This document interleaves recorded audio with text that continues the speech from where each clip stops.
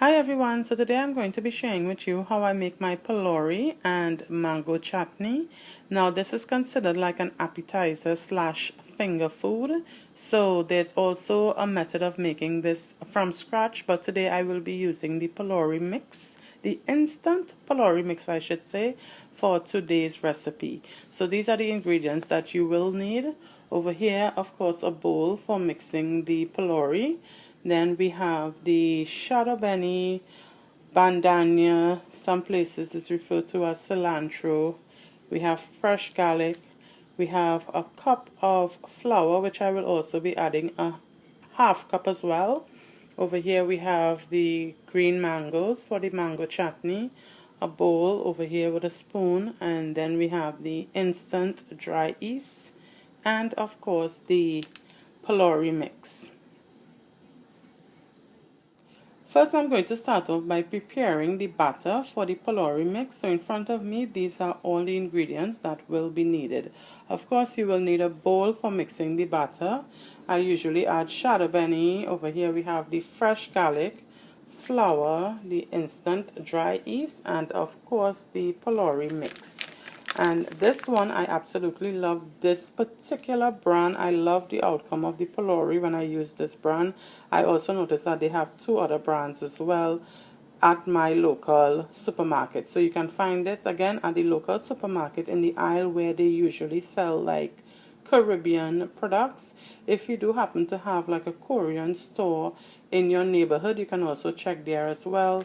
They also carry it. So let's get started with the batter. First, I'm going to pour half pack of this into the bowl. So here we have half pack, and I already closed up the other half. Next, I'm going to add 1 cup of flour to that. And I'm also going to add half cup of flour as well. Next, half cup. Then I'm just going to stir everything around to make sure everything is well mixed together.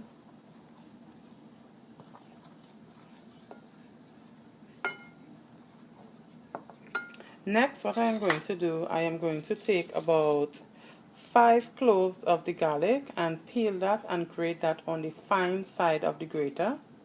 So here we have the 5 cloves of garlic, and I will be using this side of the grater to grate the garlic. Now I'm just going to add the garlic to the flour mix and also start mixing that in as well.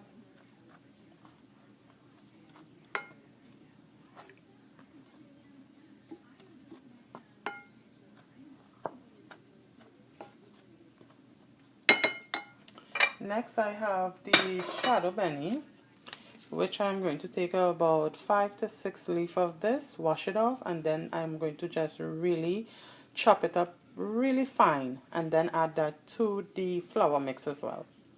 Just finished cutting up the shadobeni, and as you can see, it's very finely chopped. So I'm going to add this in here. Now I'm also going to start mixing this in here as well.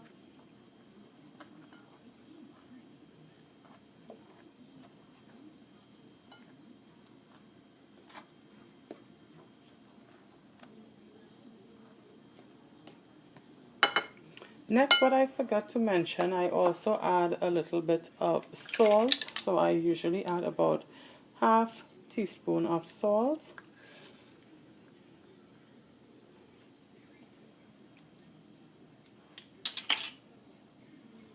Again, making sure everything mixes well together.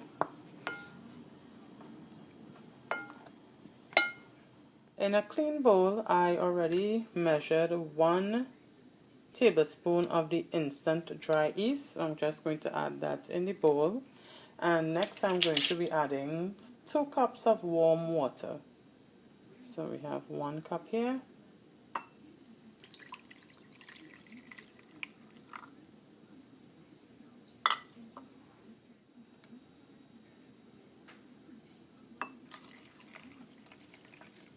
2 cups. And then I'm just going to take a fork and just kind of like mix everything together.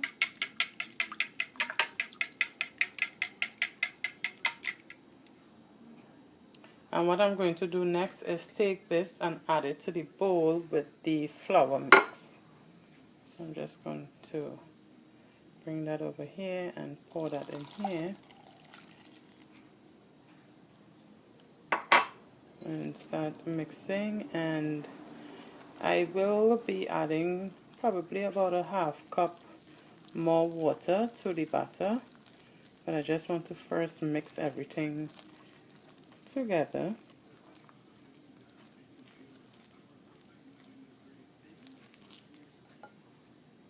So I'm going to add the extra cup of water, warm water,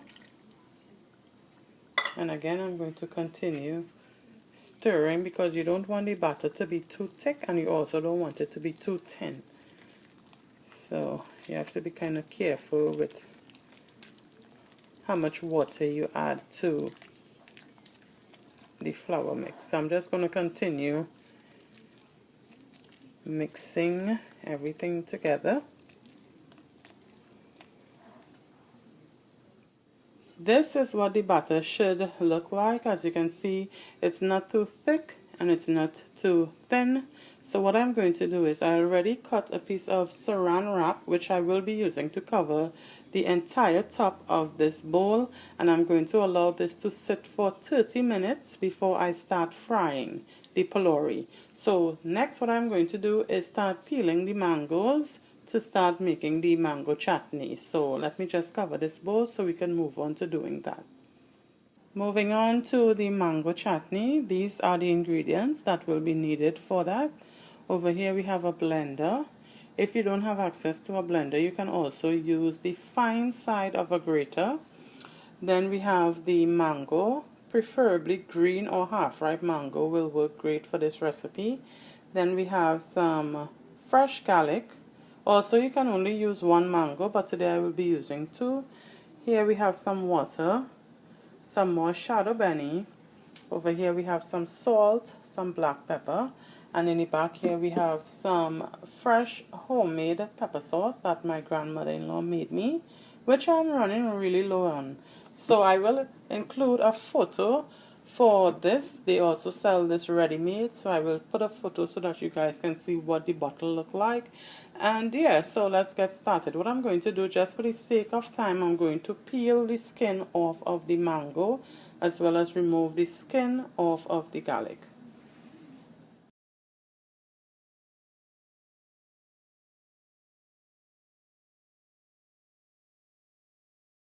I already removed the skin off of 12 cloves of garlic, and I also cut up about 7 leaves of the shadow benny. So that's what's going on the plate there. Over here I have the 2 mango with the skin already peeled, and what I'm going to do next is cut these up in some cubes before I add everything to the blender. So here I have the mango already cut up, and of course you're going to discard the seed. Next I'm going to start adding the mangoes in the blender.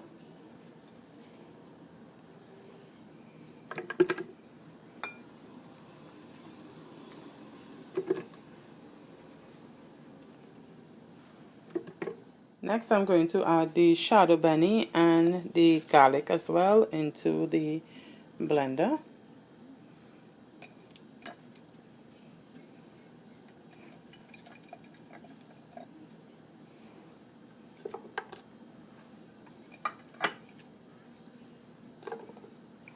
Next I already measured 1 tablespoon of the pepper sauce, which I also will be adding in here.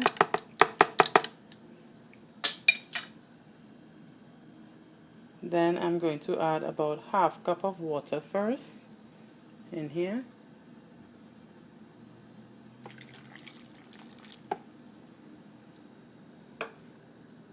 Next I'm going to add, this is 1 tablespoon of salt.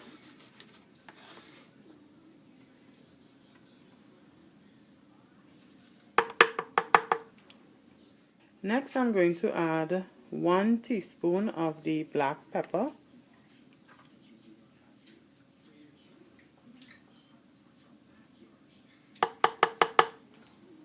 next I'm going to put the other half cup of the water. Going to place the lid on top of the blender, and then I'm just going to start blending.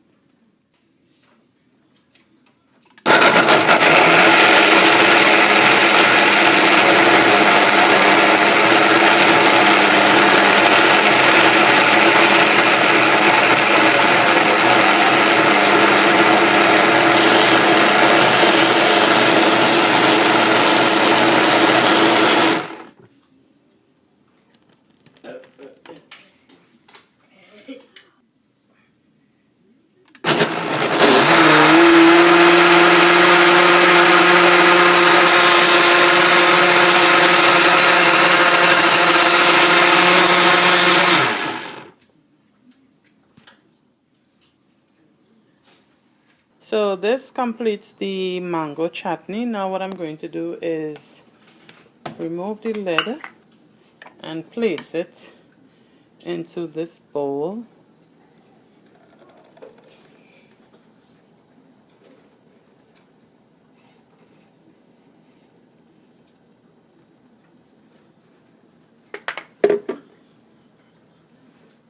I went ahead and I scraped the rest of the mango chutney that was left in the blender into the bowl. For those of you who enjoy spicy food, what you can do is add some more pepper sauce to the mango chutney.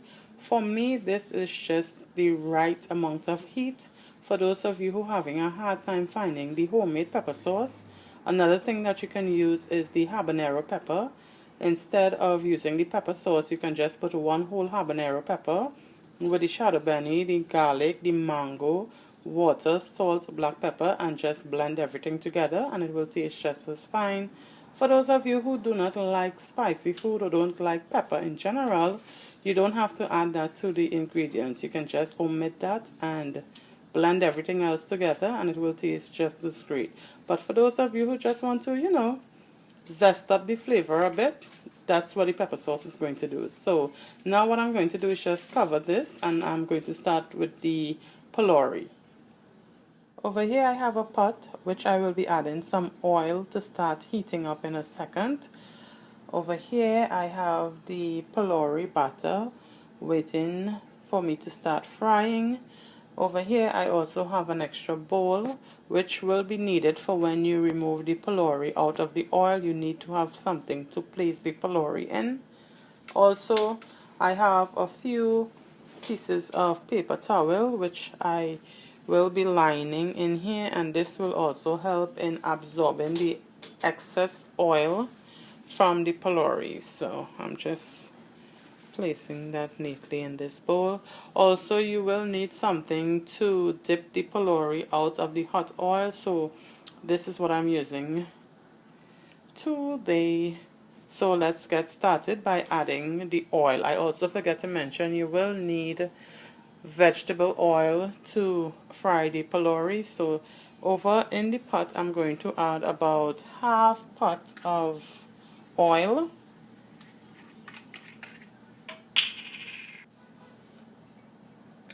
So I'm just placing the oil in the pot.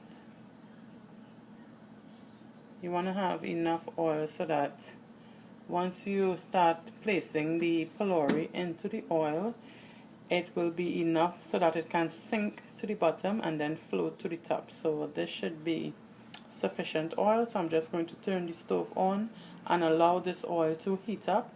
I would leave it, I would say, about 15 minutes because you want to make sure the oil is really hot. Alright, so that's what I'm going to do next.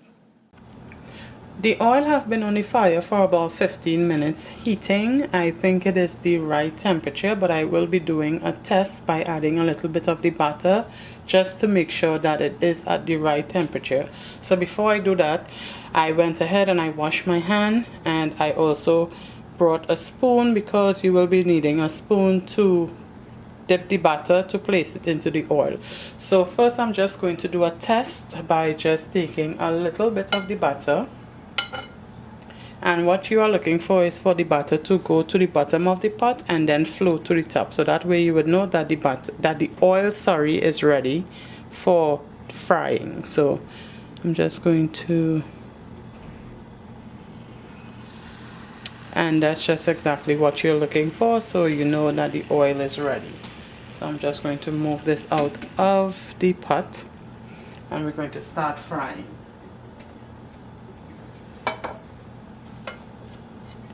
So in the spoon, I'm using a table spoon. So you put the batter in there and then you're just going to scrape it directly into the pot. Like that. And you're just going to continue doing that until you put about 5 to 6 in the pot.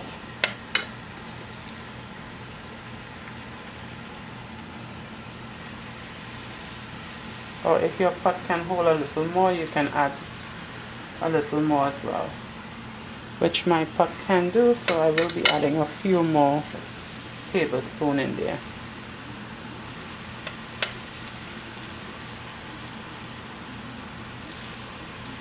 I'm just going to add one more. And then I'm just going to start turning them around in the oil. You want to make sure I get a nice golden brown color. This one is almost ready. You just want to keep turning it over.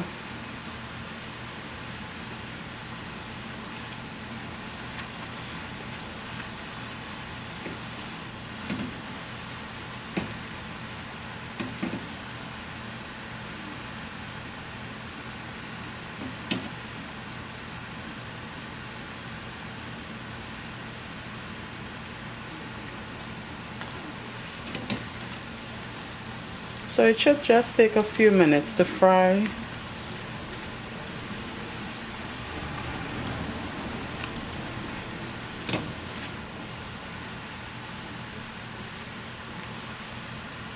Okay, so I'm just going to start removing them.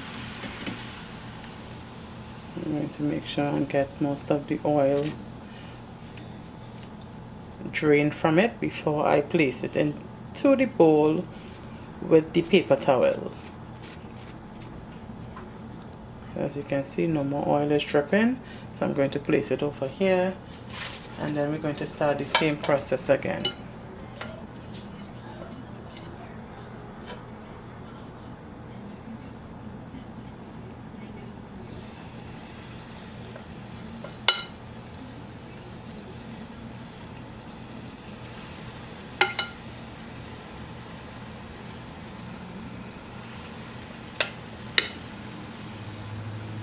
And you want to be careful because this oil is extremely hot, so just be careful.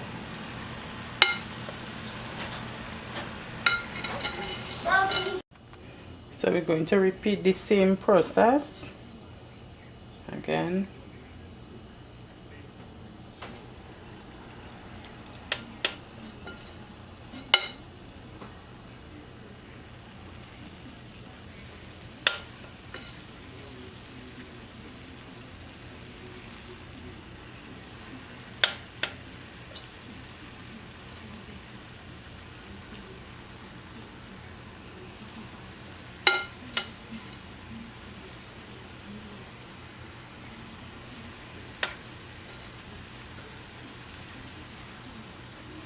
And you want to make sure that you don't overcrowd the pot.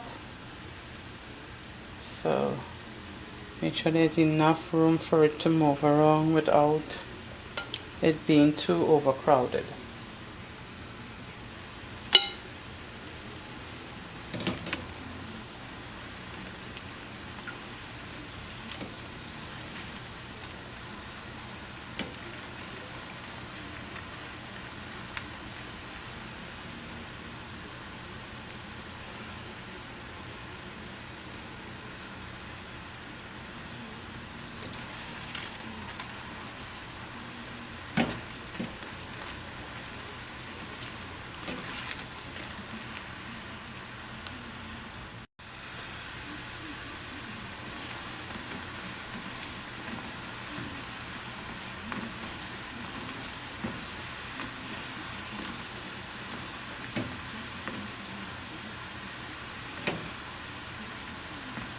Making sure and look for that golden brown color before removing it off of the stove.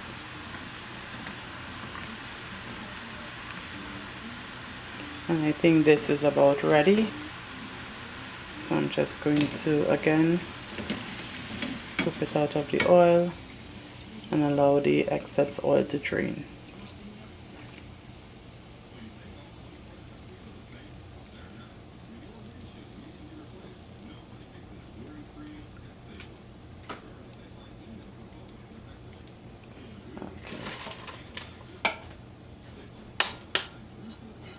So I'm just going to continue until all the batter is fried out for you guys to see the final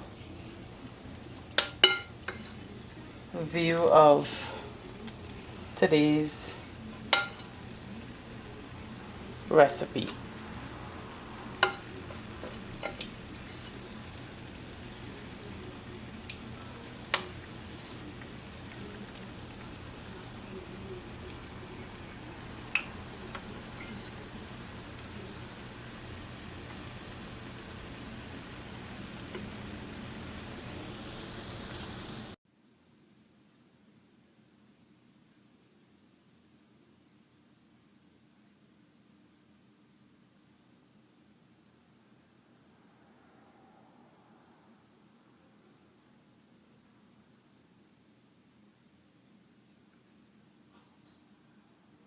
Here is the plating for today's menu, and here's a closer view. Some people have their own ways or method of making the pholourie and the chutney. For some people, especially for the chutney, they prefer the grated method. I prefer the puree method. So this is exactly how I always make it, and it always comes out tasting wonderful. So yes, oh my gosh, it smells so good in here. My son as well as my little cousin is patiently waiting for their pholourie. So I am about to wrap this video up.